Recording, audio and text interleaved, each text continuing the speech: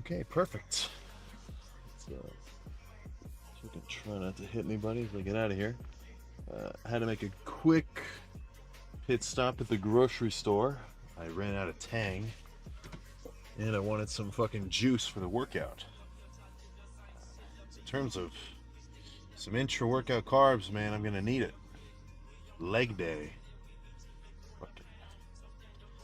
Probably the most intense exertion-based, or the most intense lift based purely off of like total exertion that I do. And then everybody should do. I mean, these legs are fucking, they're big and strong, so you can hit them hard. Probably gonna do the same scenario for hamstrings. Just a bunch of seated hamstring curls. Maybe a few different variations here or there. But really just try to throw around a ton of weight in the beginning. Fatigue them, break them down. Then towards the end, finish off the hamstring pump. I'll do a little bit lighter weight. Try to squeeze it. Maybe do some pause reps, little tempo reps or whatever. And then for quads, that's to be determined. I don't know exactly what I'm gonna do yet. I'll kind of go based on how I feel, but I can guarantee I'm gonna do a good portion of the quad workout from leg extensions. There will be some sissy squats thrown in as well, body weight supersets, likely some machine leg press, and perhaps some other sort of pressing movement. But no matter what I end up doing, I'm still gonna blow the shit up out of the quads, and then finish with a whoops, thought I had a left arrow, but yeah, finish with a fucking nasty quad pump. Try not to crash on the way there, goddamn. Okay. Let's set the stage for this fucking pump check.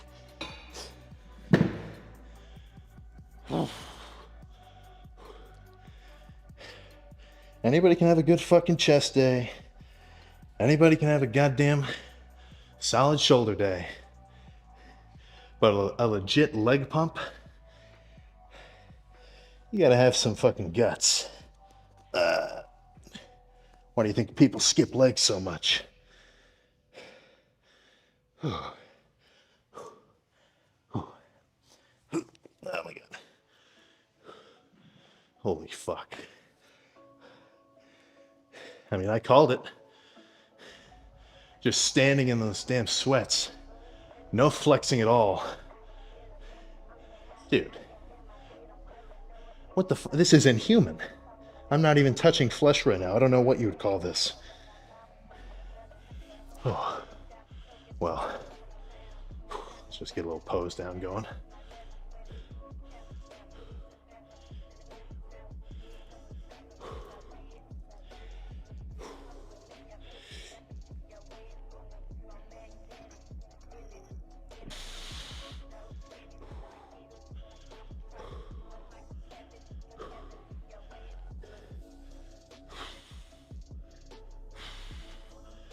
Oh, goodness.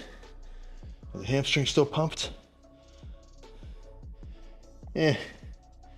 Hamstrings don't really look any better when they're pumped. It's kind of a weird muscle like that. But yeah, even just standing fucking sideways, that's a considerable amount of beef. Whew. So, no squats. They will return, of course. But every time I go heavy on them in the beginning, fucking right in here, gets all tight. It bothers me later. So, muscle growth, it's not all about the weight. It helps. Obviously, that's why I try to push fucking every lift, as hard as possible, especially in the beginning of the workout. But, I'm not going to deny that there is perfectly good merit to just going hard, squeezing movements, You know, I'm sure you could still build a good chest doing just flies. Probably wouldn't be as good as the chest built with presses as well. But, you know, if you've got a little something that you need to work around for your workout, like, let's say for chest, for the life of you, you cannot bench. Your shoulder's fucked up because you had bad form or something. You fucked up your rotator cuff. So no bench for you. What, are you just gonna skip chest? No, man, you gotta fucking work around it. You know, do flies or something. Do some sort of variation to get as much muscle activation as possible. Because, I mean, a little bit of a tangent, but in terms of an injury, you know, as far as I'm concerned, the last thing you want to do is become sedentary, right? If I fucking broke my leg tomorrow, you know, depending on how serious it was, I'd still be in here fucking trying to do arms or chest or back or whatever, you know. The last thing that you want to do if you're hurt is just sit at home and slack off. Your metabolism's gonna go to shit because you're not training. You're probably not gonna eat so much. It's just not good for you. So, where did this rant go from fucking leg intensity and a huge ass pump to injury advice? Whatever. Dude, my brain is fried from that goddamn lift. But, well worth it. Oh my God. Ugh. Dude, I fucking love it.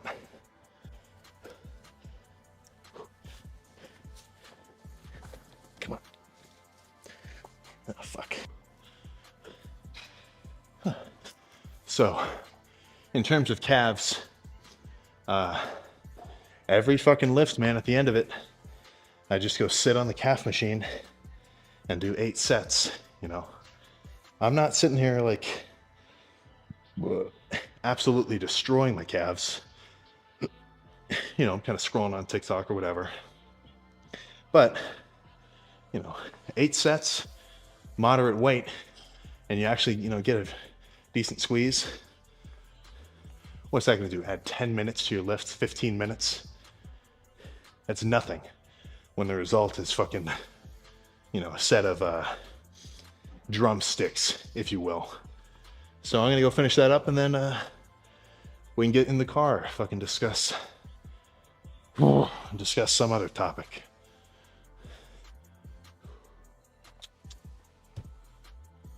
Oh! All right. That was a fucking sick leg day. Holy shit. Pumped out the wazoo. Muscle growth has clearly been stimulated. So I know that when I go to bed tonight, I'm going to fucking put some amount of pounds on. Maybe, I don't know how much, 0.1 pounds, 0.005 pounds, whatever, who gives a fuck. Let's just slam the dextrose shake before I have enough time to think about it.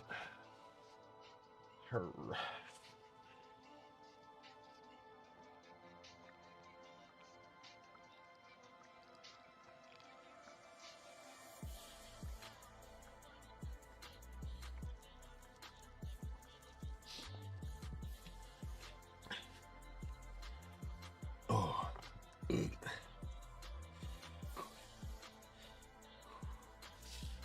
Oh, man. Yeah, that feels like a fucking brick in my stomach. Now let's give that a moment to settle. Ooh. Oh. All right. All right, let's get out of here. Let's fucking go. So, long-term progress. What is going to let you get it? What is going to let you make gains over the long term? For one, you got to learn about how to fucking diet. You know, you got to understand your carbs and your proteins and your fats and your macros. and how they correlate to whatever specific goal you have at the time. You're bulking, guess what? You gotta fucking eat. You gotta eat a lot. You're dieting, you gotta eat a little. You gotta eat a little. So, going along with that, you also have to have, some discipline to be able to say to yourself, well, I could eat these M&Ms. I could eat a few scoops of ice cream right now, but I'm not gonna get lean if I do that. I'm not gonna get lean. Maybe I'll just drink a Sprite Zero instead and go to bed. Right? For some people, man, that's not easy. It's not easy to do. I'll get more into dieting over time. I've got all sorts of little tips and tricks, especially for like losing weight. In terms of gaining weight, there's no secret. Just fucking eat as much as you fucking can. To the level at which you don't gain too much body fat, right? You don't want to be the perma bulker who's got zero abs, way too fucking fat.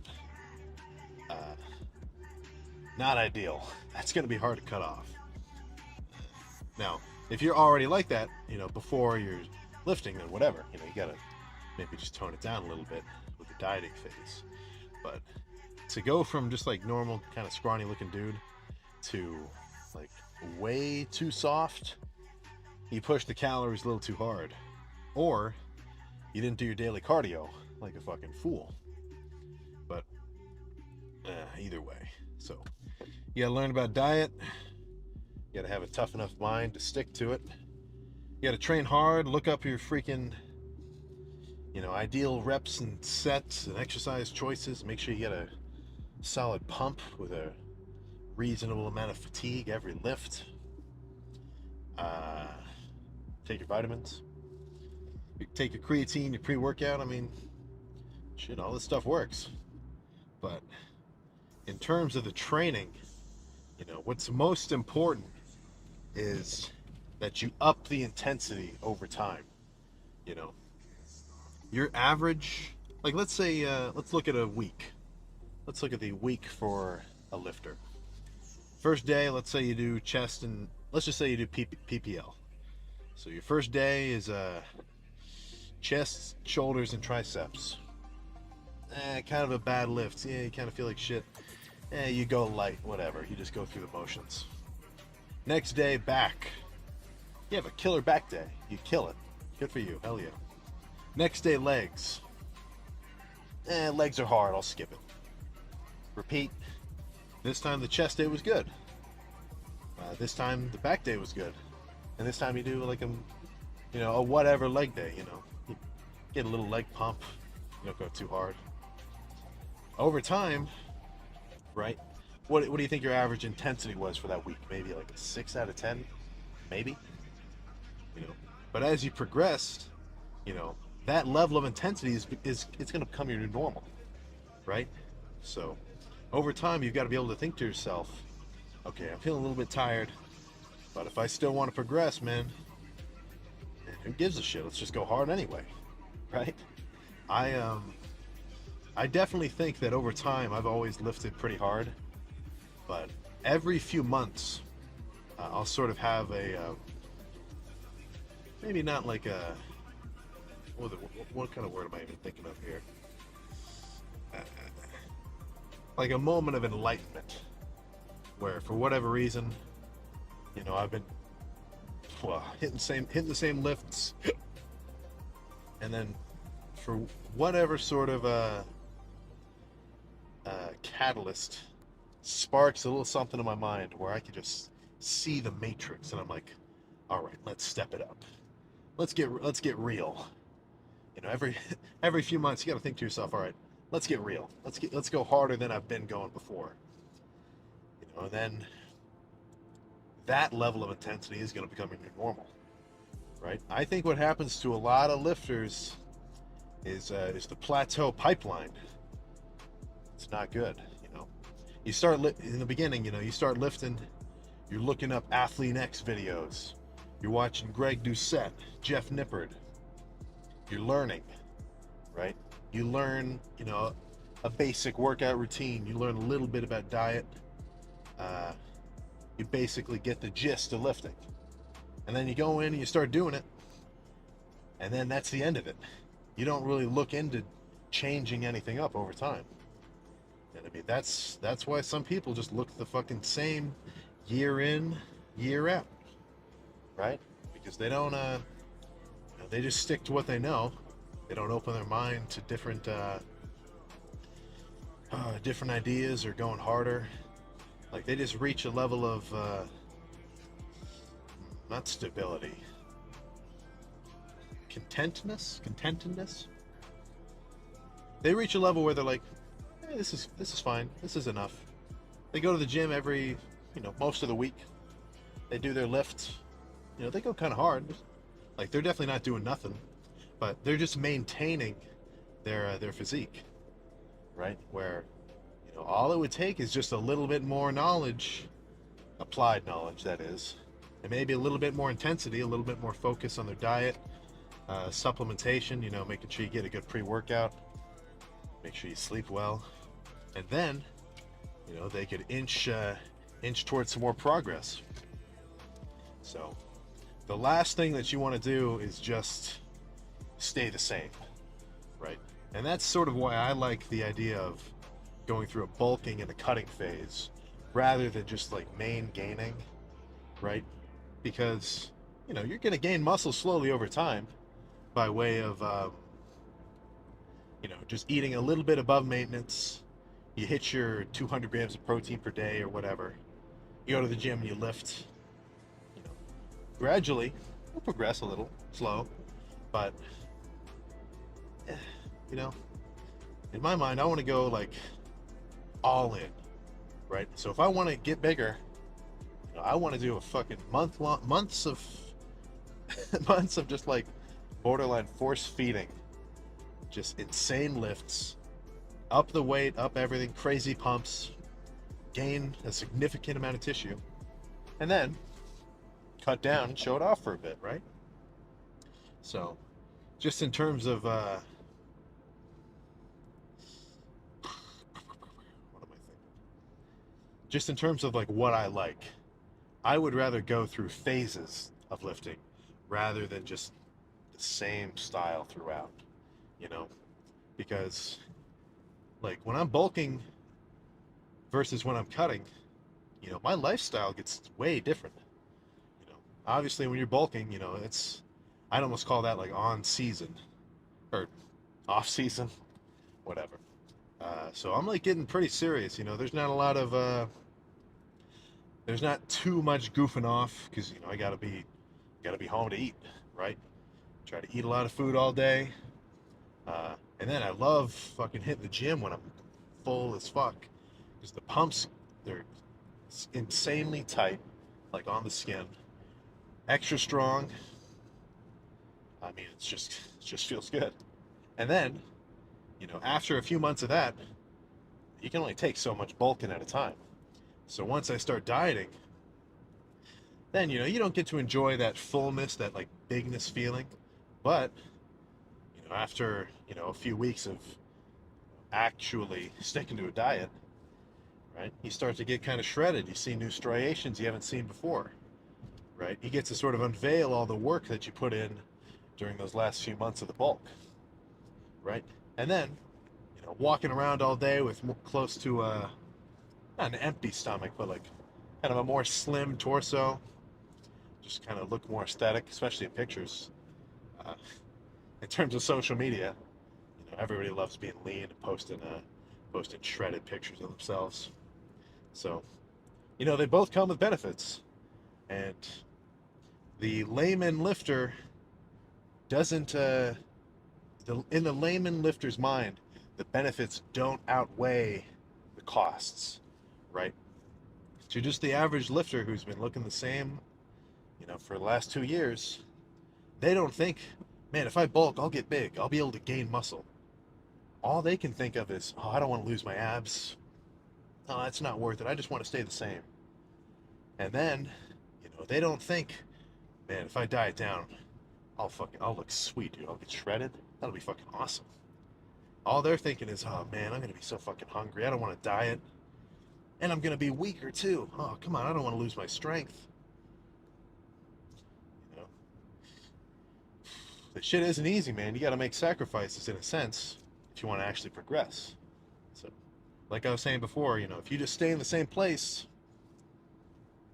you're not gonna go anywhere. But enough of this little rant.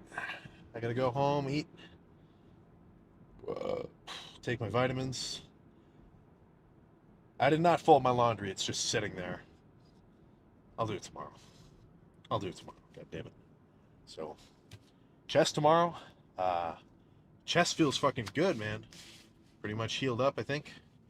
Uh, don't let me jinx it. But should have some heavy bench and an absolutely abhorrent pump. So, get ready for that shit. So I will see you for chest and shoulders, god damn it.